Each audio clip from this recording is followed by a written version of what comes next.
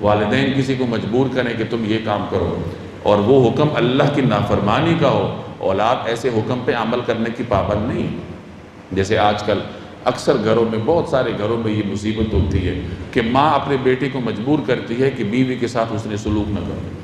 اب یہ ایک ایسا حکم ہے ماں کی طرف سے، ایسا اصرار ہے جو کہ اللہ کے حکم سے ٹکراتا ہے۔ بیوی کا حکم، بیوی کا حق اللہ نے رکھا ہے، تو والدین کے ایسی خواہشات کو پورا کرنے کی اولاد مکلف نہیں ہے، بلکہ ایسی خواہشات پر عمل کرنا جائز بھی نہیں۔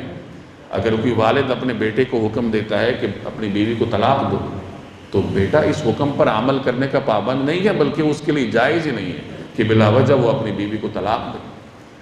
ہمارے معاشرے میں عموماً اولاد کو تو لعن طعن کی جاتی ہے کہ تم والدین کی نافرمان ہو، تم یہ ہو۔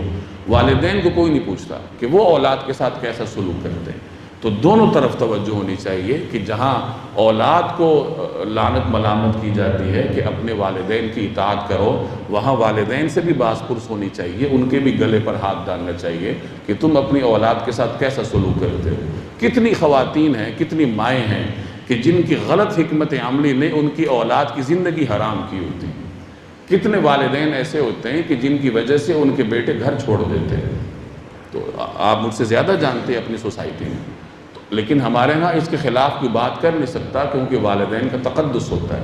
تو تقدس اپنی جگہ، لیکن یہ قرآن کریم کی آیات اور تعلیمات آپ کو بتاتی ہیں کہ حقوق دونوں طرف سے ہوتے ہیں، اولاد کی طرف سے بھی ہوتے ہیں، والدین کی طرف سے بھی ہوتے ہیں، اور جو فریق حق تلفی کرے گا تو اس کا احتساب کیا جائے گا، لیکن طریقے کے ساتھ۔ اولاد کو یہ اجازت نہیں ہے کہ وہ والدین کا احتساب کرے۔